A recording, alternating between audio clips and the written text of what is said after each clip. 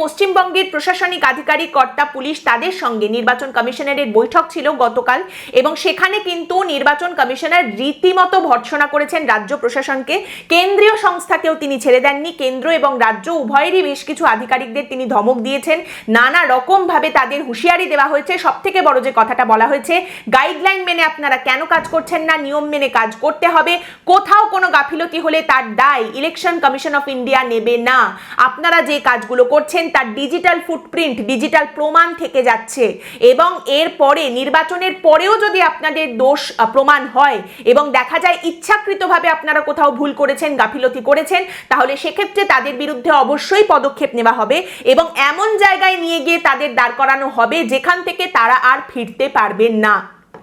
এবার নির্বাচন কমিশনার তিনি প্রশাসনিক কর্তাদের এই সমস্ত হুঁশিয়ারি দিয়েছেন, ওয়ার্নিং দিয়েছেন। এটা শোনার পর মমতা বন্দ্যোপাধ্যায়ও আবার চুপ করে থাকেননি। তিনি বলছেন, আমি শুনলাম মিটিং করে অফিসারদের বহু থ্রেট দিয়েছে, শুধু অ্যাকশন নেবেন তাই নয়, ভ্যানিশ পাউডার মে মাসের পরেও নাকি অ্যাকশন নেবেন।